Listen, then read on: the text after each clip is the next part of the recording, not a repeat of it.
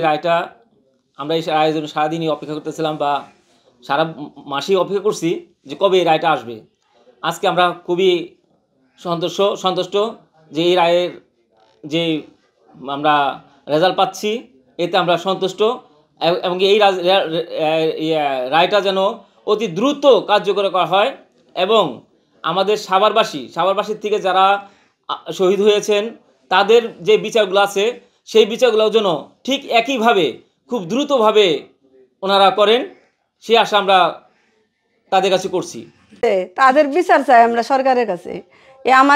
আমাদের বিচারের রায় তো এখনো কোনো কিছুই হইতেছে না। আমরা আজও বিচার পাবো কিনা তাও আমরা জানি না। কিন্তু আমার সন্তানের যেভাবে মারছে, যারা আমার সন্তানের মারছে, তারা যেভাবে আমার সন্তান মারছে ওইভাবে যেন সরকার তাকে বিচারটা করে। আমরা যেন ওই বিচারটা দেখতে চাই যে সাভারে এতগুলো গণহত্যা করলো শহীদ পরিবারে, তাদের বিচারগুলো যেন দ্রুত সরকার যেন পদক্ষেপ নেয়।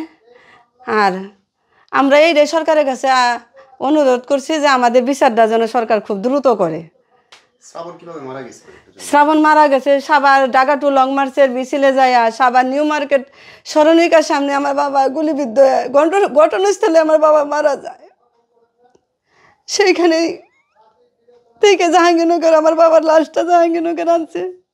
এই জাহাঙ্গীরনগর থেকে আইনে থেকে খবর দিচ্ছে, কিন্তু আমার বাবারা যেভাবে করে খুব খুন করছে, মানুষ গুলি করে রাস্তায় পালায় রাখছে, তাদের বিচারটা যেন খুব তাড়াতাড়ি সরকার করে।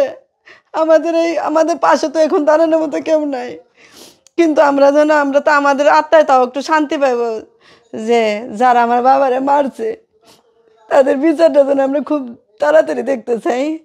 আর আমাদের কেসের মামলার কোনো কিছু পাইতেই আসি না, যে আমাদের বিচার কি করব, কোনো বিচারের পাইতেছি না।